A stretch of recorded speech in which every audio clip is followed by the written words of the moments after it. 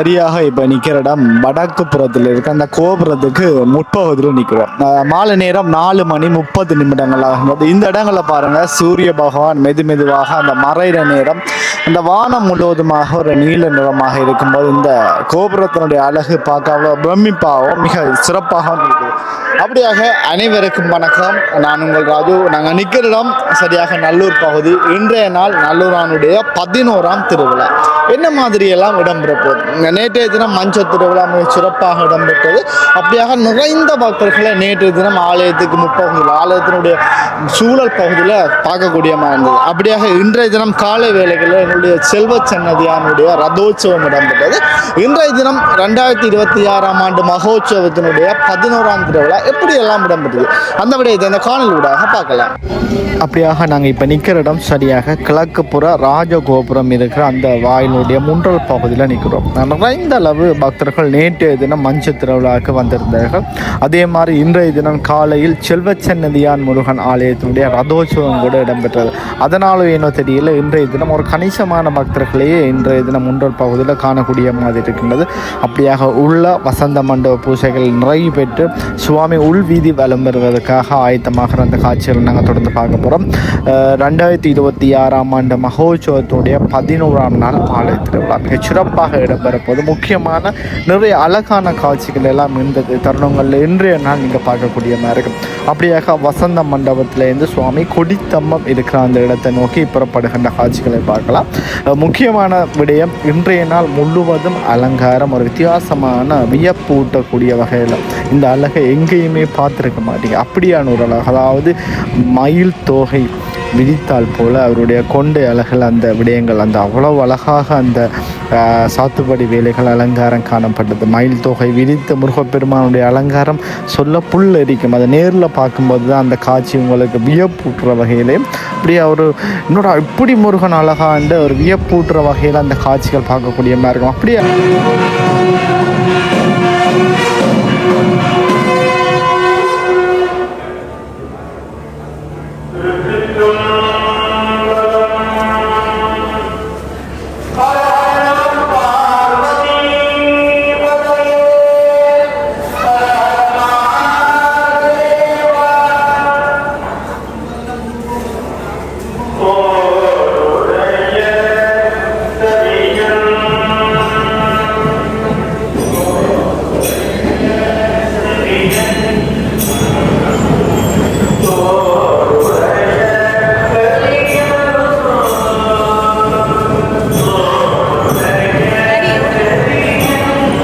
சுவாமி உலா வருவதற்கு ஆயத்தமாகும் போது பிரசன்னா குருக்களுடைய குரலினால் அந்த தேவாரம் பாடுகின்ற அந்த விடயத்தை கூட நீங்கள் அவதானித்திருப்பீங்க. அப்படியாக இன்றைய தினம் முருகப்பெருமான் வள்ளி தெய்வானை சமதராக தனித்தனி வாகனத்தில் வலம் வருகின்ற அந்த காட்சியை பார்க்கணும். வண்ண மயில் ஏறி தனித்தனி 3 பேருக்குமே ஒரு வண்ண மயில் தனித்தனி வாகனத்தில் இன்றைய தினம் காட்சி அளிப்பார். முதல் 10 நாளுமே முருகப்பெருமான் வள்ளி தெய்வானை அனைவரும் இணைந்து காட்சி அளித்தவர்கள். இன்றைய நாள் தனித்தனி வாகனத்தில் காட்சி அளிக்கப்போ நேற்றைய தினம் மஞ்சத்தில் காட்சி அளித்தவர்.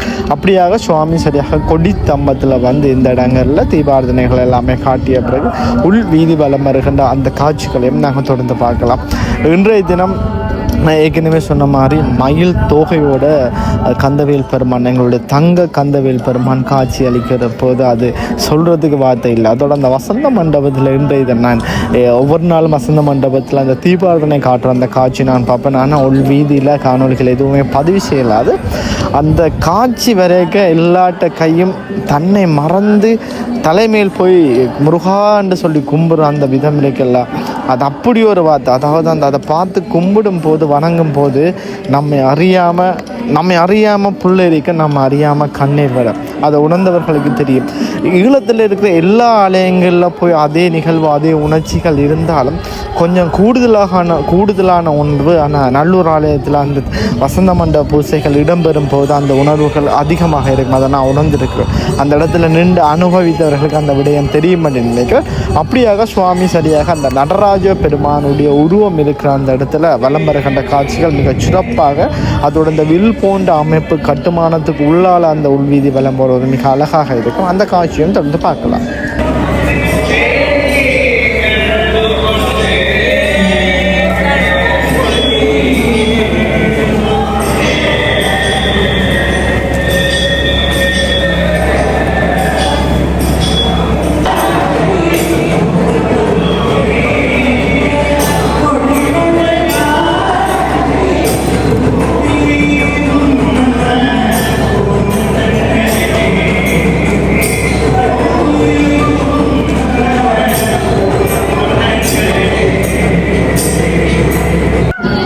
வீரவேல் பெருமான் உள் வீதி வலம் வந்த பிறகு வெளி வீதி வலம் வருவதற்காக அந்த ஆயத்த ஏற்பாடுகள் மேலதாளங்களோட வருவதை நாங்கள் அவதானிக்கக்கூடிய மாதிரி இருக்கும். அப்படியாக 10ஆம் திருவிழாவுக்கு பிறகு நிறைய விடயங்கள் மாற்றம் பெற்றிருக்கு. பாருங்கள், சுவாமியுடைய வாகனங்கள் எல்லாமே வெளி முன்றல் பகுதியில் வைத்திருந்து பக்தர்கள் எல்லாரும் அந்த இடத்துல முருகனை அந்த வாகனத்தில் ஏற்றிய பிறகு கொண்டு செல்வதற்காக காத்திருக்கிற காட்சிகளும் அவதானிக்கக்கூடிய மாதிரி இருக்குது. அத்தோடு இந்த கட்டியன் சொல்கிற இந்த வாகனம் கூடுதலாக கட்டியன் சொல்வதற்கு பயன்படுத்தப்படும். அந்த வாகனம் கூட புதிதாக இன்றைய தினம் கொண்டு வந்து வெளியில் நிறுத்தப்பட்டிருக்க விடயத்தை கூட அவதானிக்கக்கூடிய மாதிரி இருக்குது. 10ஆம் திருவிழாவுக்கு பிறகு நிறைய மாற்றங்கள் பூசைகள் எல்லாமே ஏற்படும். அப்படியாக என்ன விடயங்கள் எப்படியெல்லாம் நடக்குதுன்றதை தொடர்ந்து பார்க்க போகிறோம். முருகன் சரியாக வள்ளி தெய்வானை சமேதராக வெளியில் வந்து கொண்டிருக்க அந்த காட்சியை பார்த்து கொண்டிருக்கோம். மேல தாளங்கள் முழங்க, குழல் வாத்தியங்கள் முழங்க முருகப்பெருமான் வார அந்த காட்சிகளை நாங்கள் தொடர்ந்து பார்க்கலாம். அதை பார்க்கும்போது அவ்வளோ அழகாக இருக்கும். நான் வர்ணிக்கிறத விட நீங்கள் அதை நேரில் பாருங்கள். மயில் தோகை, அந்த கொண்டையில் மயில் தோகையை வச்சு முருகன் வார அழகு சொல்லுவதற்கு வார்த்தைகள் இல்லை.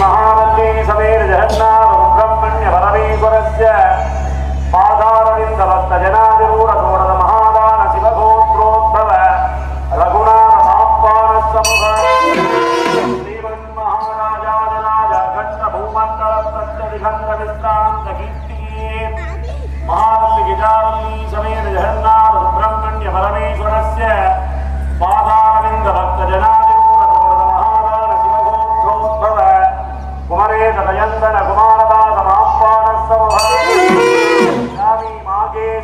தற்பொழுது வள்ளி தெய்வானை சமேதராக தனித்தனி வண்ண மயில் வாகனத்தில் எங்களுடைய தங்க கந்தவேல் பெருமான் வெளி வீதி உலா வருவதற்காக ஆயத்தமாக அந்த காட்சியை பார்த்து கொண்டிருக்கோம். 11ஆம் நாள் திருவிழா மிக சிறப்பாக வித்தியாசமான முறையில் மாறுபட்ட முறையில் இன்றைய தினம் நடைபெறுகின்றது. ஒவ்வொரு நாளும் சுவாமி உள்வீதியிலேருந்து வாகனத்தில் கொண்டு வருவாங்க. இன்றைய தினம் வெளி வீதியில் வாகனங்கள் நிறுத்தி வைக்கப்பட்டு சுவாமியை வாகனத்தில் ஏற்றி கொண்டு வர காட்சியும் வளமையாக பிரதான குருக்களினால் தீபாரதனை பூக்கள் உள்வீதியில் வைத்து தூவப்படும் காட்டப்படும். இன்றைய தினம் இந்த கட்டியன் சொல்கிற வாகனம் நிறுத்தப்பட்டு அந்த இடத்துல இருந்து சுவாமிக்கு பூக்கள் தூவி தீபாரதனை காட்டுகின்ற காட்சிகள் எல்லாமே நாங்கள் அவதானித்துருவோம்.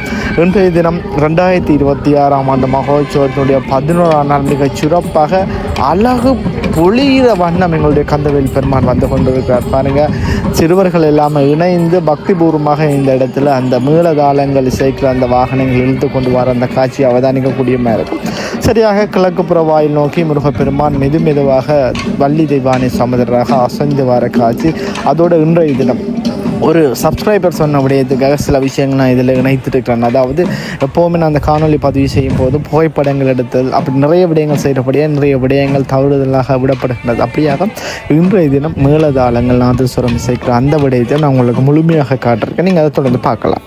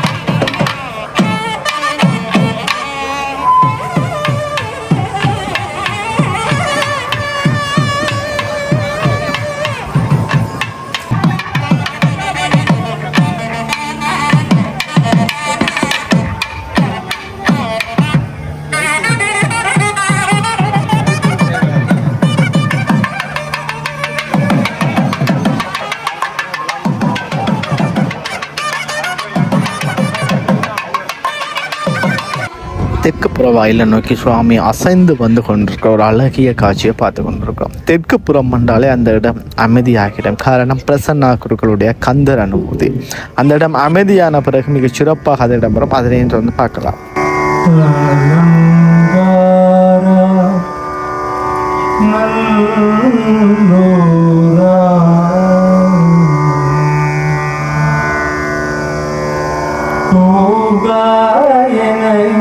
கிளை கோடிய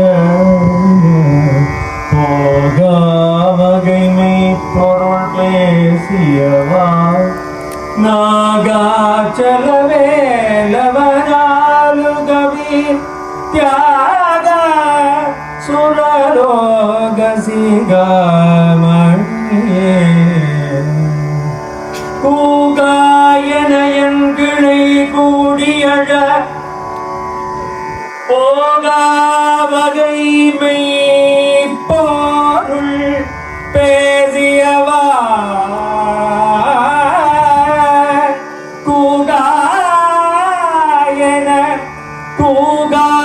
கூகாயன என் கிளை கூடியழ போகா வகைமை பொருள் பேசியவா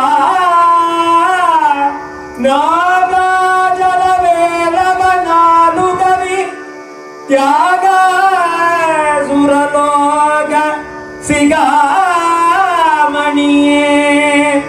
கூகா என்று கூப்பாடு போட்டு அழுது புரண்டு என் உறவினர்கள் எல்லோரும் அழும் பொழுது யமன் என்னை கொண்டு போக வரும் பொழுது என் உயிர் பிரியும் பொழுது கூகா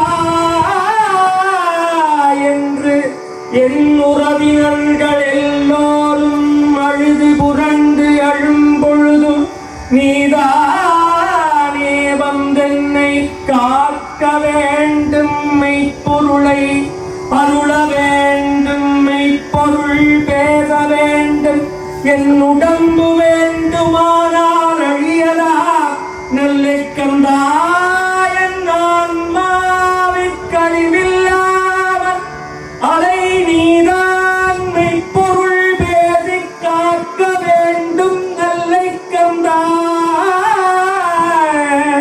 மெய்ப்பொருள் பேசியவா திருச்செங்கோட்டுமலை என்று சொல்லப்படுகின்ற நாகாஜலத்தில் உறைபவனே நாகாஜல வேலவ நாலு கவி தியாக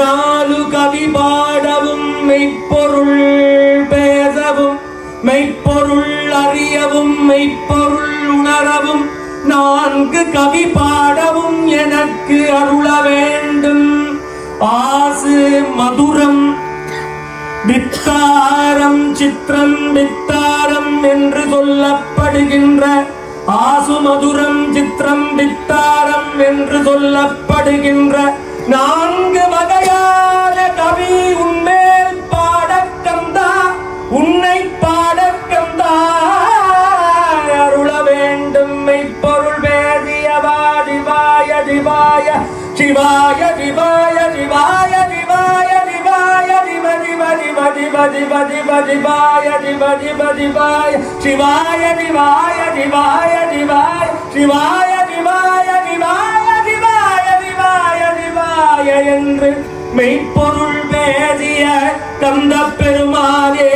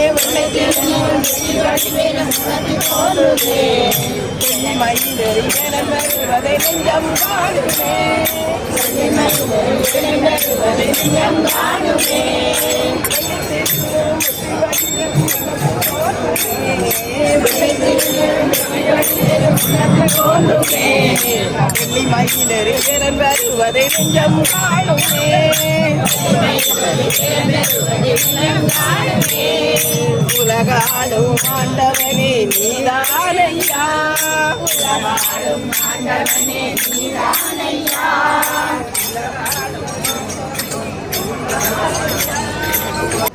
பிரசன்னா குருக்களுடைய அந்த கந்த அனுபூதியை தெற்கு புற வாசலில் கேட்டிருப்போம். அப்படியாக மேற்கு புறத்தை நோக்கி சுவாமி மெதுவாக அசைந்துவார். அந்த அழகிய காட்சியை பார்த்து கொண்டிருக்கிறோம்.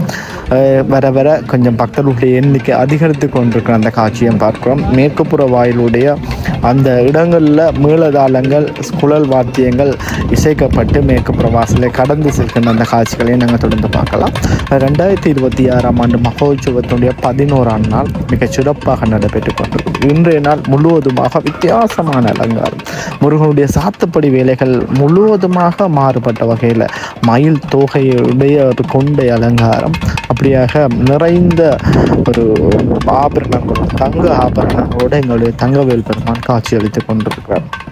தொடர்ந்து இந்த மாதம், அதாவது இந்த 8ஆம் மாதம் தொடர்ந்து முருகனுடைய ஆட்சி என்று தான் சொல்லணும். நிறைந்த அளவு முருகனுடைய மகோற்சவங்கள் செல்வ சந்நிதியான ஆலயமாக இருக்கலாம், அதோட நல்லூர் ஆலயமாக இருக்கலாம், நிறைய ஆலயங்களுடைய மகோற்சவம் எல்லாம் நடைபெற்று பெற்று கொண்டிருக்க அந்த விடயங்களும் அனைவரும் மறுத்தது. அப்படியாக பாருங்கள், அந்த கொண்டை அழகு, மயில் தோகை கொண்டை அழகு மிக சிறப்பாக அந்த காத்துக்கு ஆட மிக அழகாக இருக்கிறது.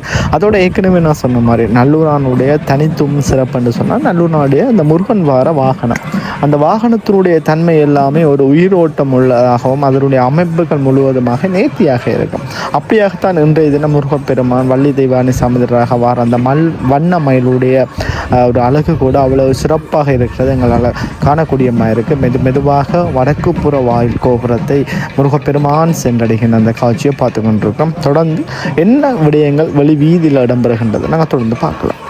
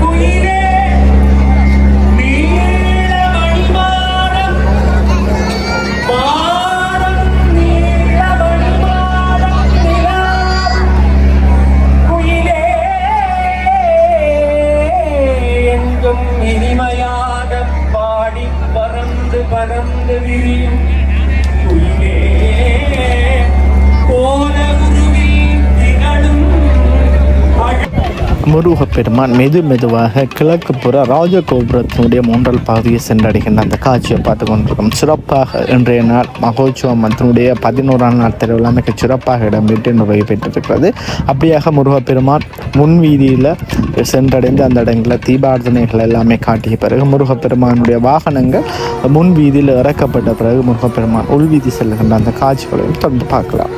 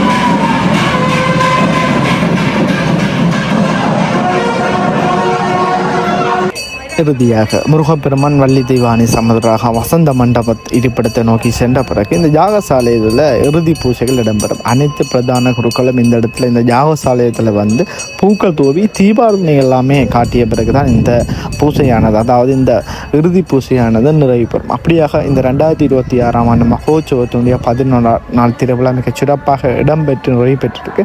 அப்படியாக தொடர்ந்து நாளைய தினம் 12 திருவிழா. ஒவ்வொரு வாகனத்திலையும் முருகப்பெருமான் வள்ளி தெய்வானை சமதராக வார காட்சி மிக சிறப்பாக இருக்கும்.